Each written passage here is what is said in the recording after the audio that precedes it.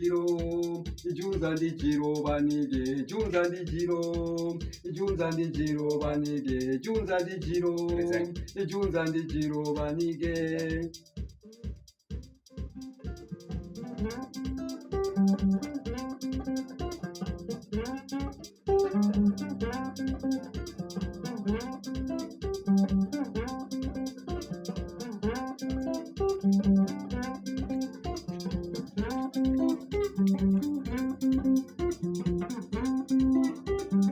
Mukoma wangu pita ngamusienzi mujita mukoma wangu pita ngamusienzi mujita.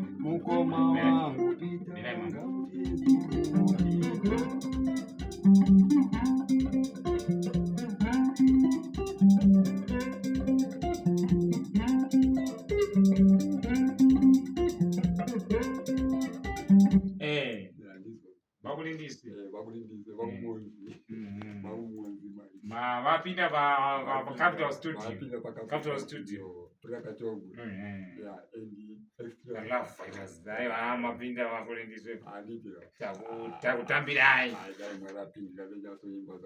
naiva munoimba vakulindiswe mapinda muCapital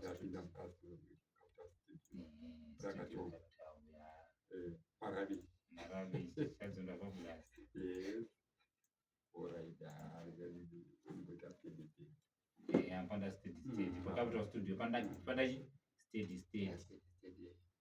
Saka imubva kupi mimi mdai? Ndobva paSimchemba. Kuna Simchemba 1 2 3 mo Simchemba. paSimchemba 2. Opa 2 kwa mambo cheko. Kwamambo. Mambo wacho ndisekuru anogara paSimchemba 1. Saka ini muzukuru ndogara paSimchemba 2. Oh. Alright. Saka munonzani imi? Ndonzi Cornelius Muzamba. Ndona nda kuzokutsvaga ipapo. Cornelius Muzamba. Mudharo chidiki Cornelius Muzamba. Alright. Mukozaiska. Mudharo chidiki Cornelius Muzamba. Alright. Saka mudharo chidiki ari kwapaidza magitara ari kupa. Kaiti mbo ita zvakanaka. paSimchemba. Dai midzimu yakaipa isedhu.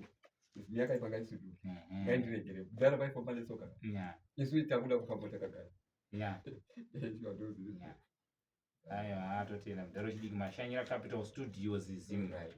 Aiwa maishanyira zvichwa tiri kubikira song yakanaka. Capital Studio mudharamo. Saka bhesi racho ndimuridzani.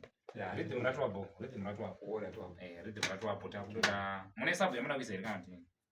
Sub rhythm hapana yandoisa. Hapana. Ndoisa best name. Saka ndozesa rhythm. Alright. Saka kamera chikata kamera kuti po base.